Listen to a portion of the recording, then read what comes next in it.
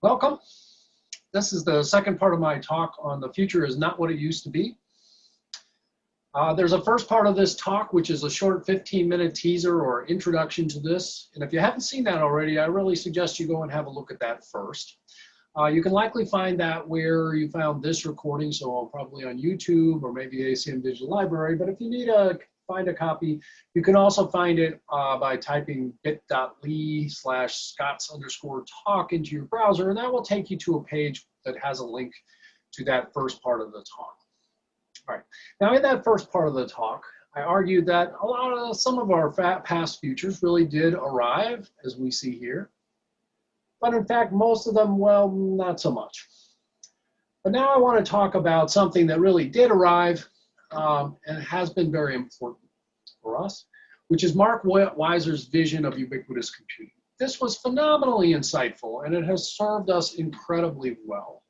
And I would say we now live in a world where computing really is accessible to us nearly everywhere. Okay, this isn't exactly the way Weiser envisioned it, but nowadays, more than 80% of Americans, for example, carry a globally connected supercomputer in their pocket every day.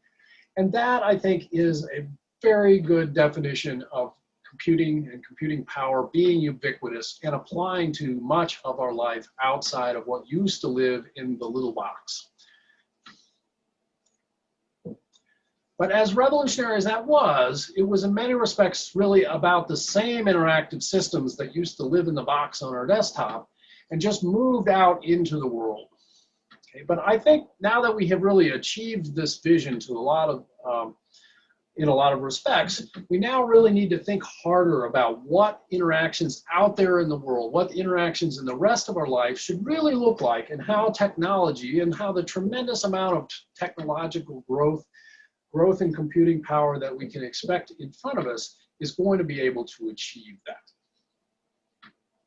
And I'm going to pick on just 3 things to look at as exemplars.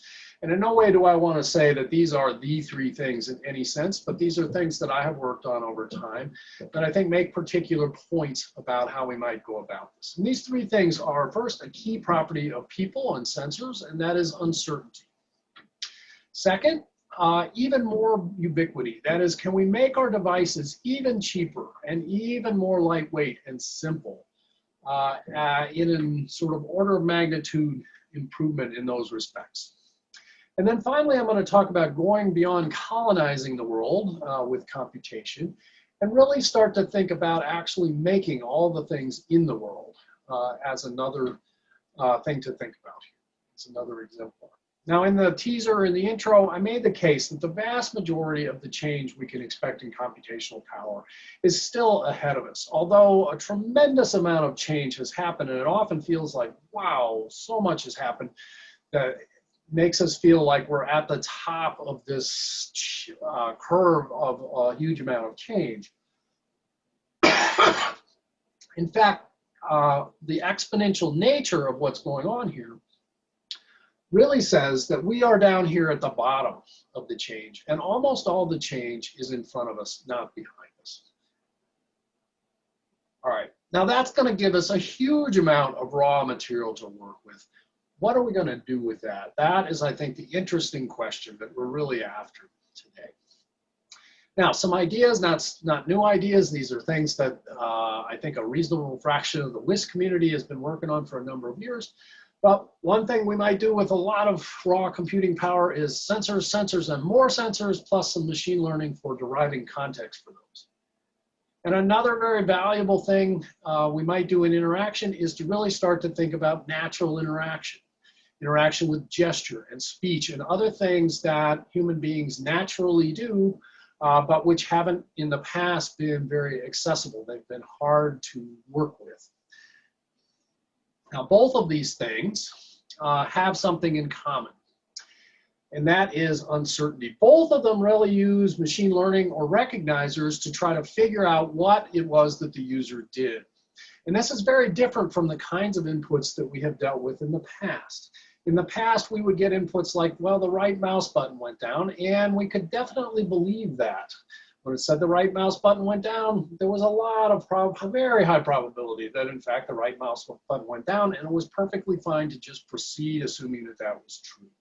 But as soon as we introduce recognizers, machine learning, and the uncertainty that comes with that, then interaction becomes much more difficult. Implementing interactive systems becomes much more difficult because we don't know with complete certainty what the user actually did, that the inputs that were reported to us actually occurred.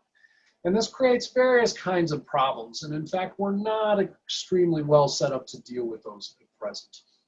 So this brings us to the topic of handling uncertain interaction.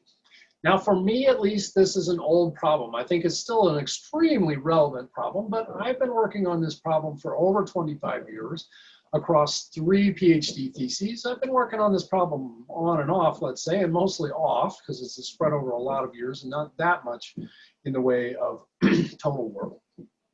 But across that time, we have eventually produced a new solution that is in fact enabled by having massive amounts of computing resources. And I want to talk about how that sort of came to play.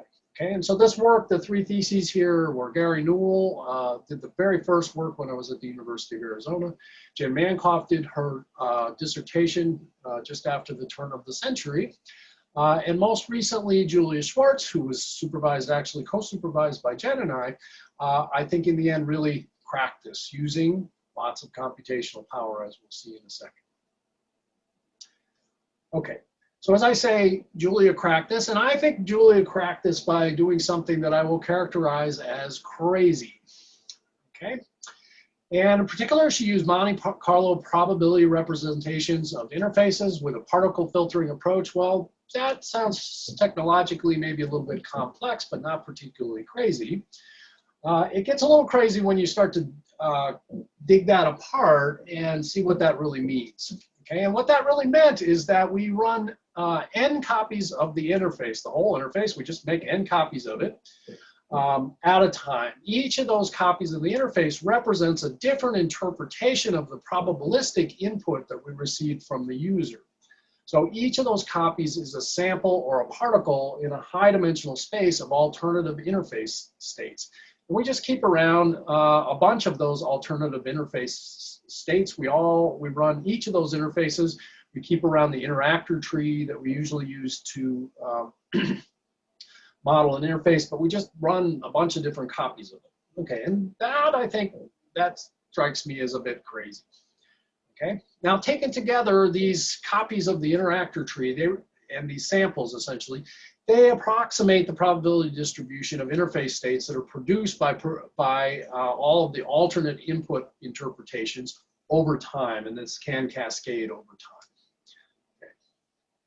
Now, okay, it's time for true confessions. I don't understand Moore's law either. Okay. I say Julia cracked this by doing something crazy, and in fact, I really did think that what she was proposing to do was not practical. Okay, I strongly objected to this, and in fact, the first time we went after this, I made her do something else, which didn't work as well. It was a lot harder to do. I said, you will need thousands of copies of the interface. That will never be practical, I said. Well, no. She implemented it on our mobile phone. It worked just fine. Okay, and so I think there is an important lesson here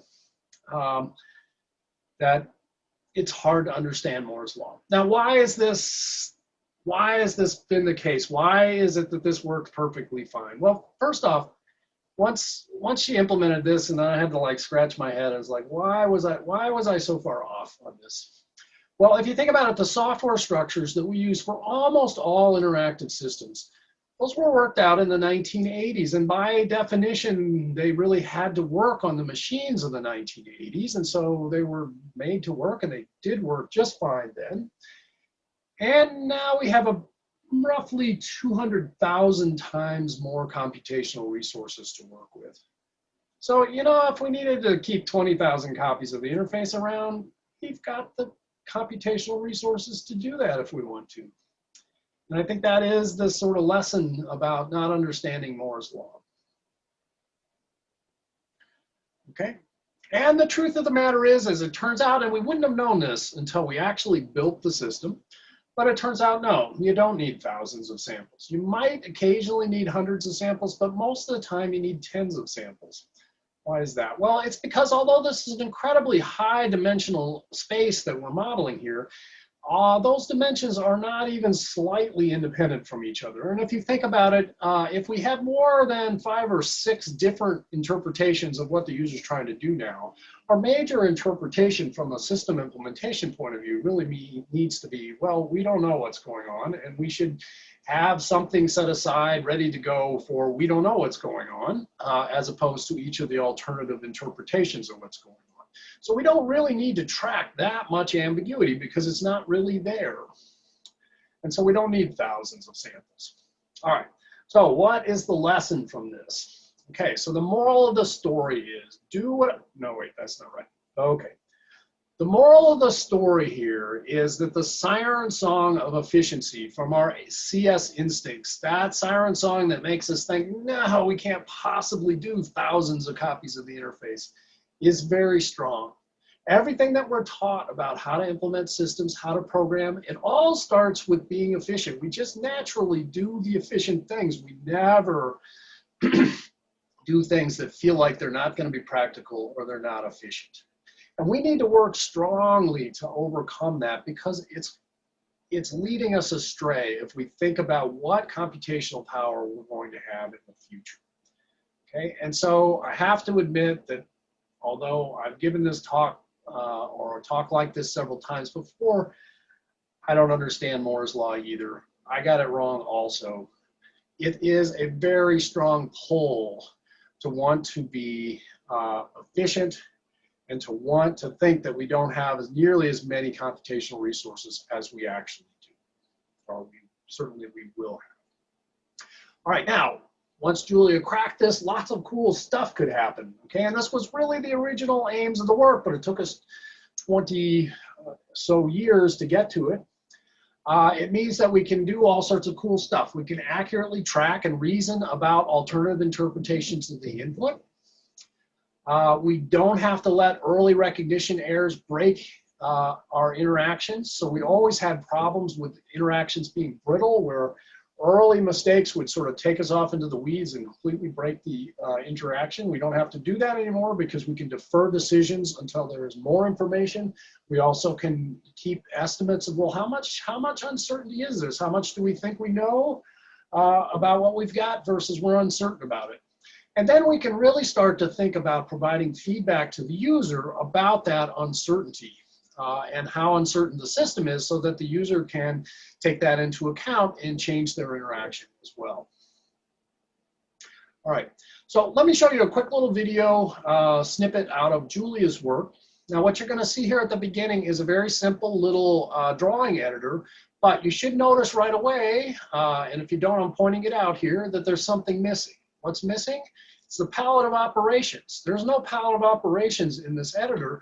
You simply draw what you want, and the system will find figure out what it thinks you see, provide you an option to change that if you like, but you never pick from a palette. You just draw. And I think that is sort of exemplar of how this might be considerably better. Consider this touch diagramming tool inspired by Igarashi's interactive beautification.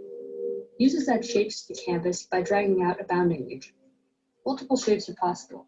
The application guesses the most likely shape based on past actions.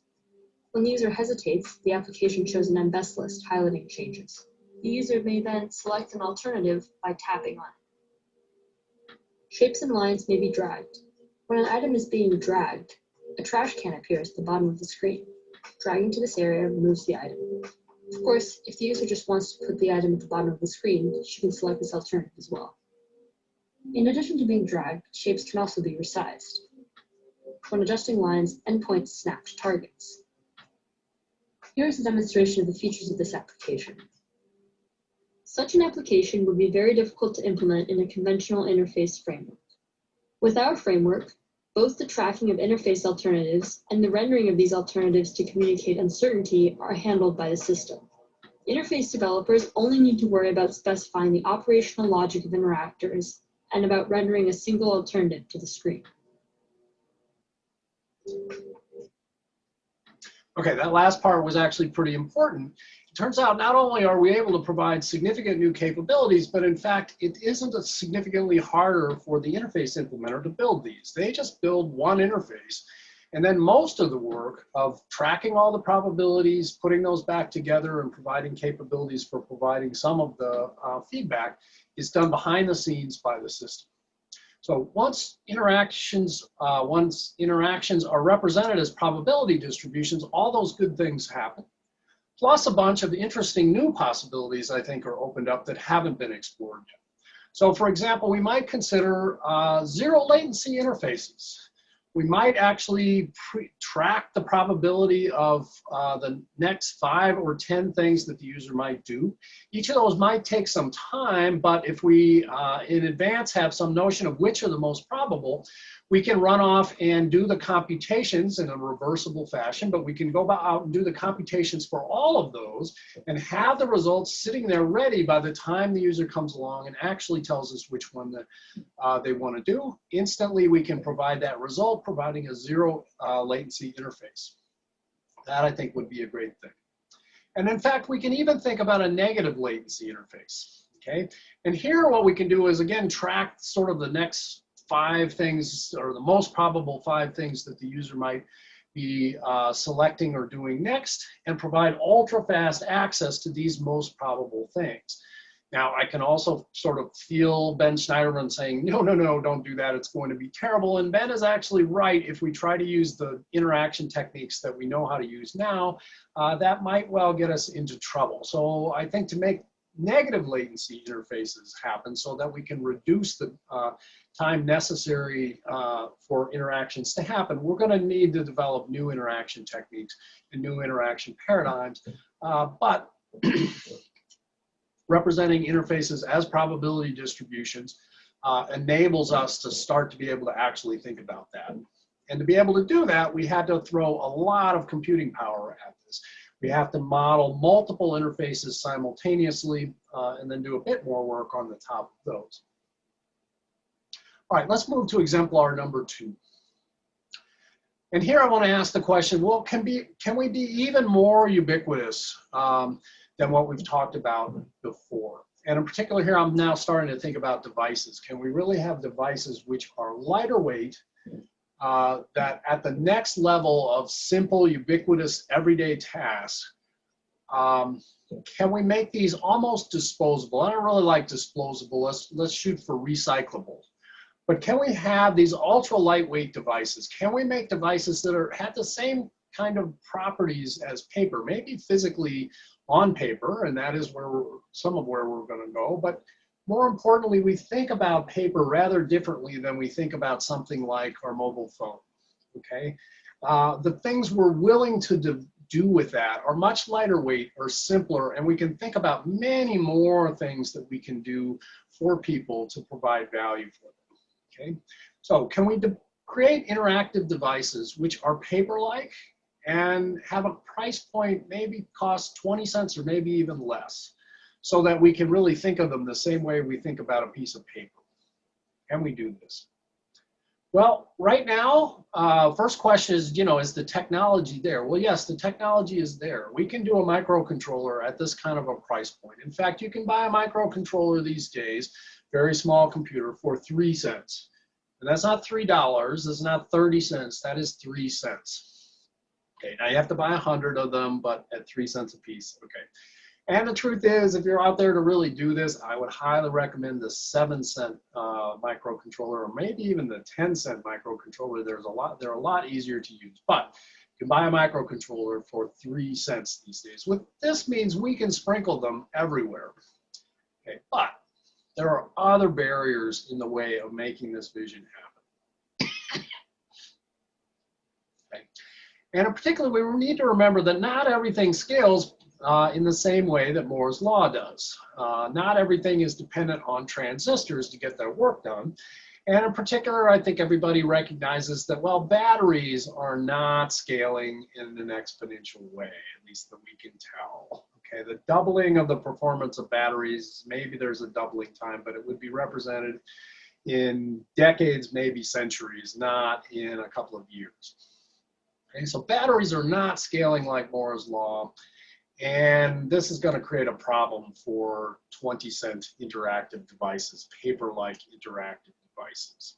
Okay, well, the good news is that there are some corollaries to Moore's law that are important here that might help us with this.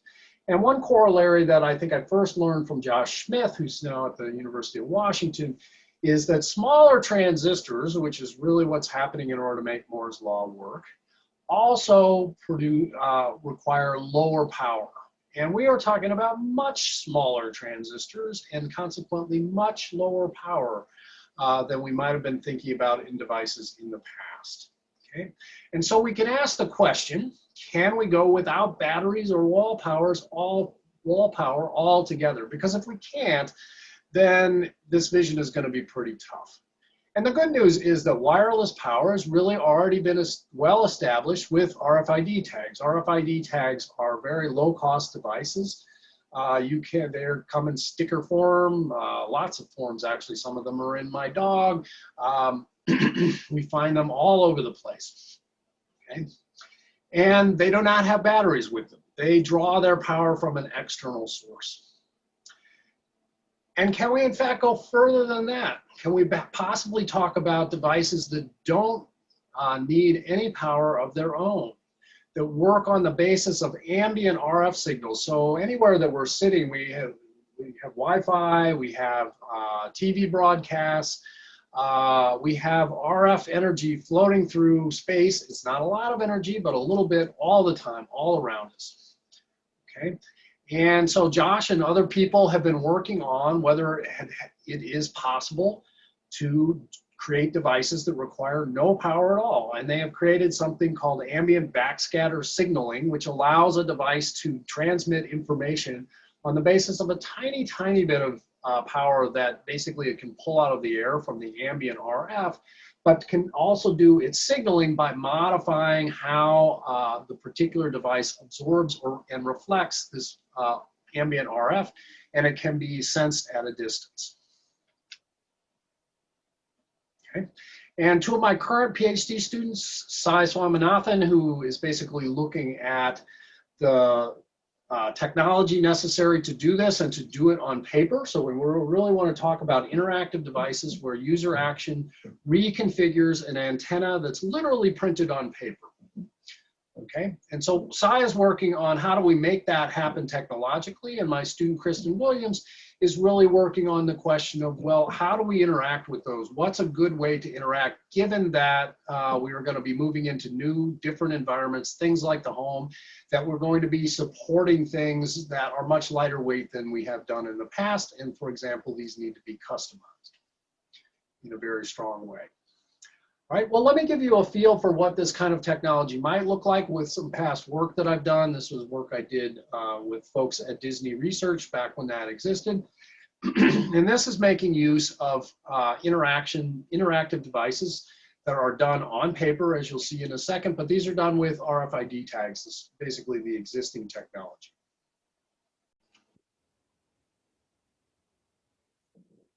We use sticker-like off-the-shelf RFID tags with an embedded antenna and RFID circuit. We print antennas using silver nanoparticle inks from an inkjet printer and add a small sticker with the RFID IC. Similar to the printed tags, a conductive ink pen is used to trace custom tags through a stencil. A pen can also be used to draw freehand antennas.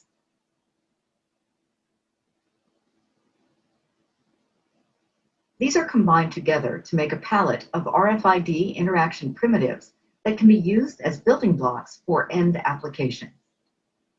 We sense 7 different basic interaction methods, including covering, touching, sliding, turning, swiping, tag movement, and hand waving. This pop-up book triggers sound effects from a nearby computer when the page is opened and when the wheel is rotated to different positions.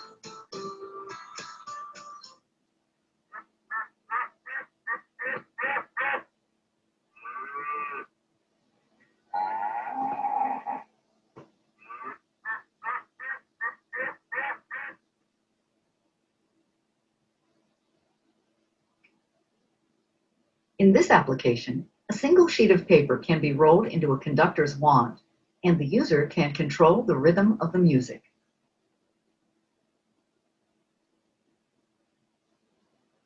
A tag on a pinwheel acts as a wind speed sensor and can be coupled with on-screen animations like these particles. In the dollhouse, a single button tag triggers the doorbell.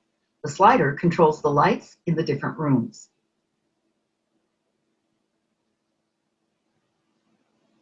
Here we show a lamp being controlled by RFID tag interactions.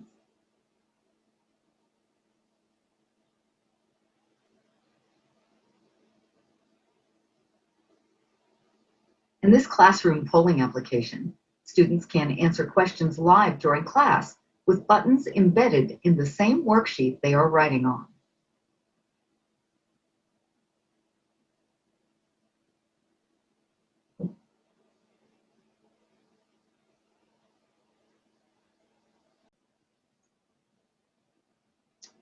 All right. So I think we've demonstrated that there's a lot of potential to actually be able to move to the next level of lightweight interaction, that we can really think about possibly putting these on real pieces of paper and treating the devices as we might treat pieces of paper in terms of how lightweight they are, and yet still be quite useful as interactive devices. Okay? And I think there is a simple and classic lesson here, and this is one of the things that hasn't changed, and that is a new technology, or in the case of the RFID tags, an existing technology pushed in some new directions that it hadn't been pushed before. A new technology can push the boundaries and barriers of old problems. So we can really take the next step in terms of levels of ubiquity because of the opportunities produced with this new technology. All right, let's move to exemplar number 3. And here I want to talk about moving beyond the UbiComp notion of colonizing the world with computation, that is just taking computation and putting it out in the world. And I really want to talk about a new and different capability, which is actually making the things in the world and making those things computation, with computation in them, but also making them computationally. Okay? We have new digital manufacturing capabilities, and the most common version of that is 3D printing, that are starting to make it possible to fabricate a really wide range of objects in the world based on things that we design in the virtual world.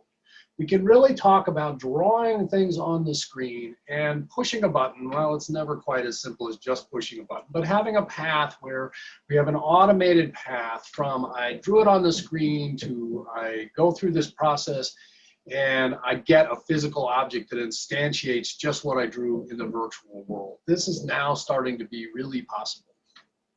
Okay? And lots of folks, including me, are working on new types of materials, new kinds of 3D printers and other fabrication devices that can do all sorts of interesting things. We have really seen there's a tremendous amount of work still to be done. This is relatively early days. But lots of interesting things can be made these days. And this represents a tremendous growth in what we can print. So we can print a lot of different kinds of things. So you see a bicycle here, you see a car, you see chocolate, a dress. All of those are kinds of things that we can print. We also have a lot of different materials we can print in. We can print in metal, we can print in plastic and concrete, and we can print in chocolate. Okay. And I think my favorite is in the center bottom here. Let's make it a little bigger. This is the collagen scaffolding for a human heart valve that has been 3D printed. And I have to say, like, the coolest and best thing I could possibly think to print would be spare parts for me. And we are actually starting to get there. So this is work by my colleague here at CMU, Adam Feinberg, and this is something that they have actually printed. Not ready yet to stick this into people, but it's moving along. Okay. But I would say, despite the tremendous advance in sort of the kinds of things that we can print and the materials that we can print in, there's actually a lot more potential to be had in making use of a very classic HCI approach. And that is the approach of enabling a wide set of users with a new capability. And we can really look to the past from a past major HCI success in the form of desktop publishing. So you see a picture of the Xerox Star here that really sort of started this off. What happened there? Well, once upon a time, creating high quality documents was really the domain of professionals, typesetters, folks like that, who were able to make use of complicated machinery in order to produce high quality documents, things like books. Desktop publishing really fundamentally changed that. It put that capability into the hands of essentially everybody, into a very wide set of people. And that made publishing things much lower cost, much more accessible. And it really fundamentally changed that world. But I think much more importantly is the lesson that we should draw from that, which is that in addition to that changing publishing and the creation of documents, there were a whole lot of previously unimagined things that were created once that capability was in a bunch of motivated people's hands.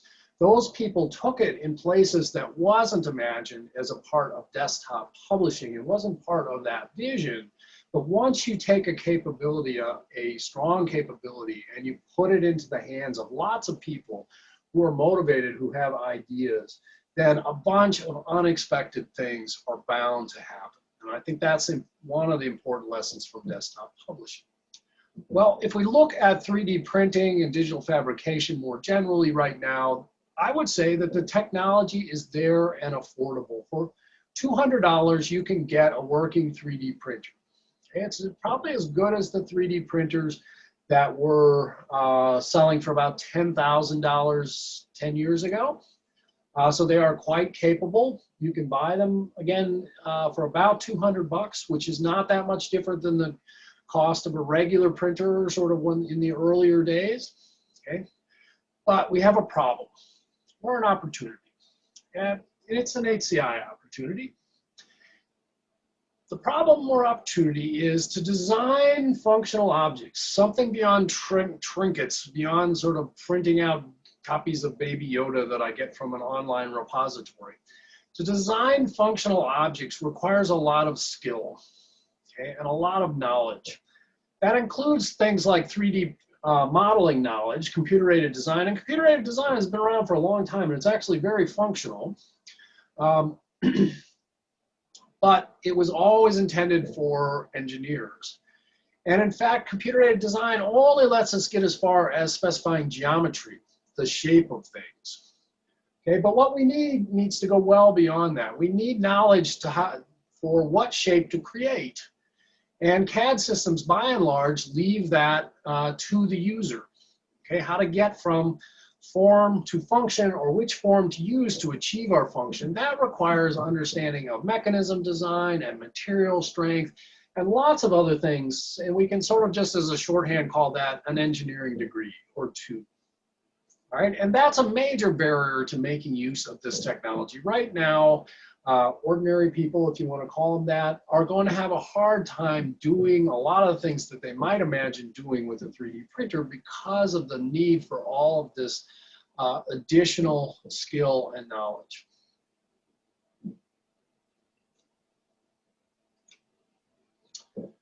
But we've dealt with this problem before.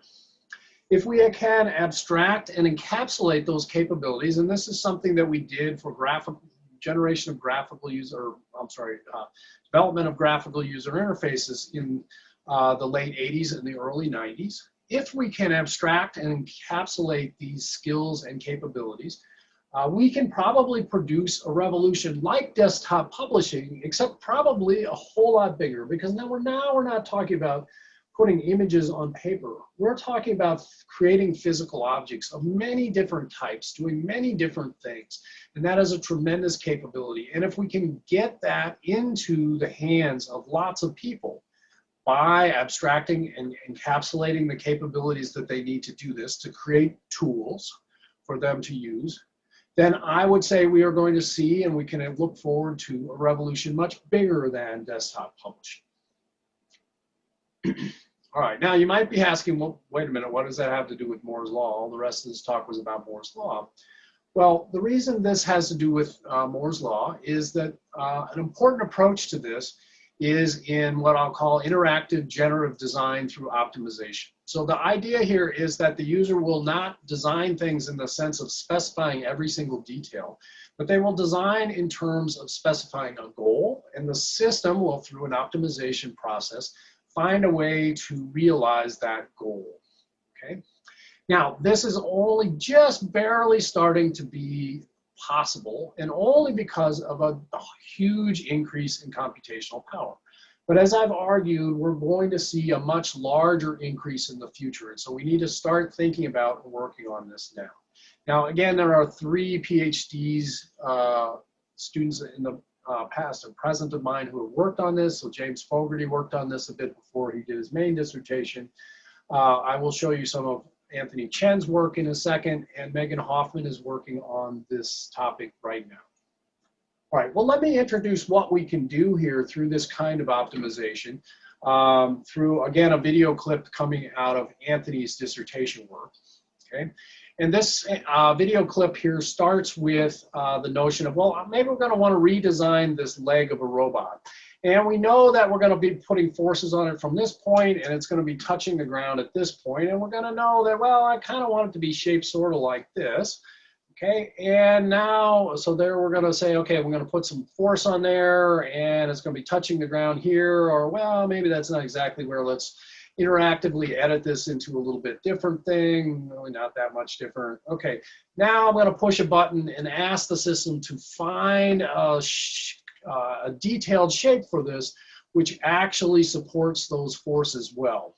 Okay, and so we'll push the start button, and it starts an optimization. And here we're going to look at this in real time, and the system is able to realize that, okay, well, this is cantilevered out too far for reasonable materials. We need some support underneath, and it can generate that support in a shape to meet the goals that the user has set up. Now, a different way to do this, the user can basically say, I want it to be kind of like this shape here, but you fill in the details within that. And then another way to do this is to say, well, I want you to stay within the contours of the original shape. So here's a shape, and I don't want it to be outside of this because maybe I have to worry about it hitting something else. And so you can see here the system is working through and finding ways to create a detailed shape that can actually do this. Now, the user may decide that, well, they don't like exactly what got generated. Now here we're going to speed things up. And so we have a similarity slider here that says, well, I want this more similar to the thing I originally started with and less similar to what you started with. Or maybe I'm going to allow it to be more like what the system generated. And the system will generate alternatives between those. And then you can see here we can sort of flip between various alternatives that the system has generated. Okay. In addition, we can locally provide some goals. We can say, well, I want less material here. And we're really not saying don't put any material here. We're saying try to put less here. And so the system tries to re-optimize with that as a criteria. Here we'll try to re-optimize with less on that side, but notice it puts some back because it kind of needs it. You can also come at this and say, well, you know, I think really you should put some material here. Okay. And then the system goes off and really comes back and says, well, you don't really need a lot of material there. And then, but then maybe we come back and say, no, really, I would like a lot of material here. And the system will come back and say, okay, you can have a little bit more material there. All right, so here's an example that's a little bit more realistic. We're going to create a bicycle seat. We'll do this in 2D, but then we're going to extract this out into 3D. You can see a zip through the steps here.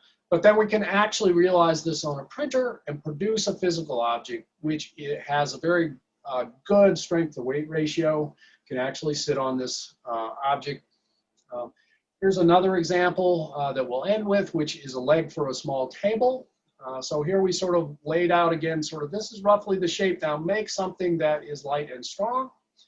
And you can see the end result here produced on a CNC plywood milling machine to produce our table. So this is an example and really just a start of how we might interact with systems where we just give a goal for a design and have the system find details to actually create that end product design in the end result. Okay, now the lesson here the win is a classic HCI theme applied to a new area, and that is empowering a lot of people will likely have a result that we get a wide set of great but unexpected results. Okay, let me start to wrap this up. So, implications of all of this, how should we be thinking about things a little bit differently? Okay, and I will argue that all of this sort of really comes together in my statement of we are not really thinking big enough with respect to how much computing can be devoted to the interface.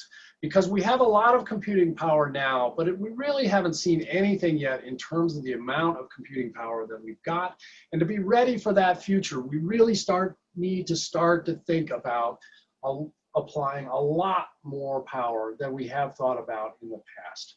Now, the truth is that if we have algorithms that really do run not just in worst case, but in real cases in order n cubed or exponential or something bad like that, they're still not going to work. Moore's law is not going to fix that anytime soon. However, lots and lots of problems don't have that property.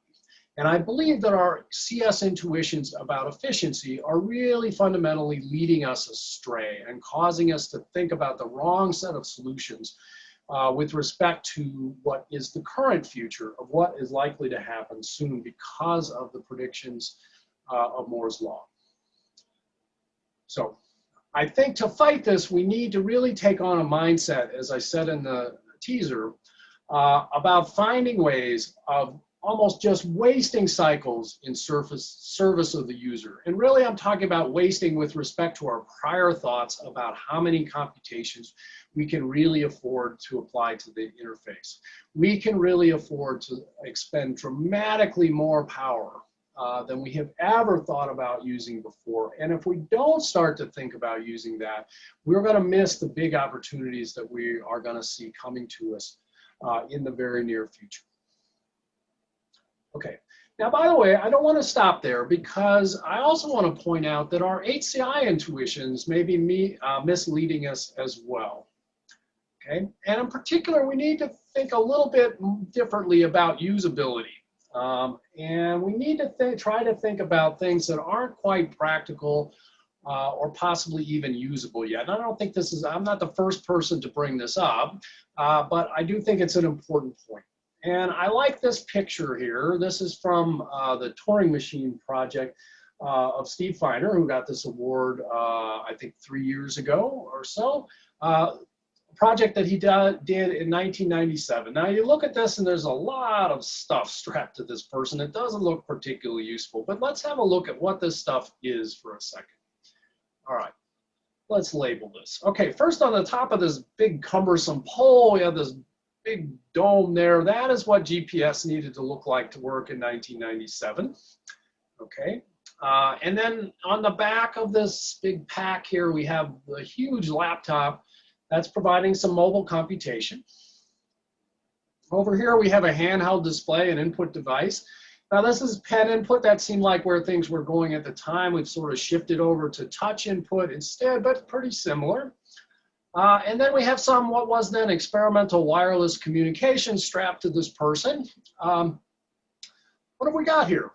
All right. Well, to me, I think we've got a modern smartphone. All right. That's what we're seeing in all of these pieces. But that's what this was the form factor that we had to do in 1997.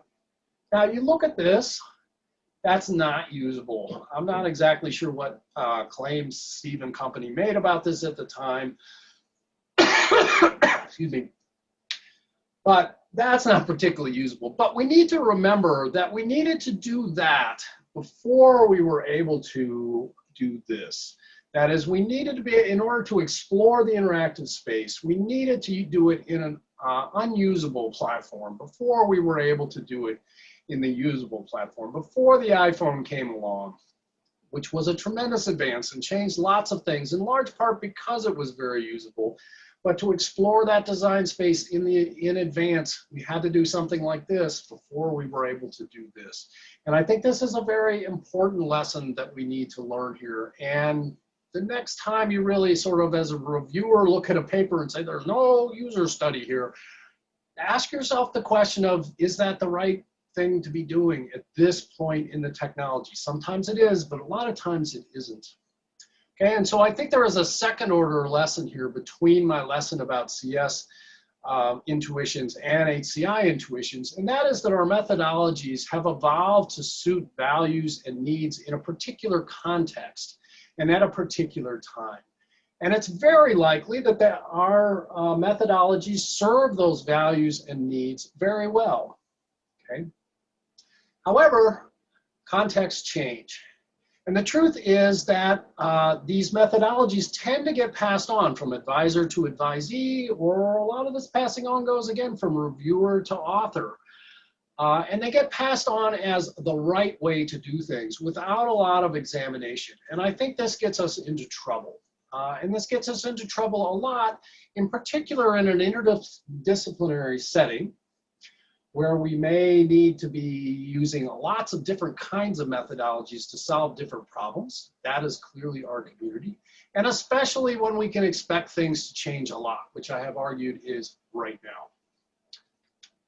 All right, but coming to the end here, the point I want to make most, and I want you to remember the most, is that you are here. We are at the beginning of a tremendous change, not at the tail end of a lot of change. Okay, and to me, this is a very optimistic statement. It means that most of the fun, cool stuff that is going to create opportunities in technological HCI, most of that stuff, most of the fun is still ahead of us. And that's what I wanted to talk about today. I'll leave you with my contact information here, and thank you for listening.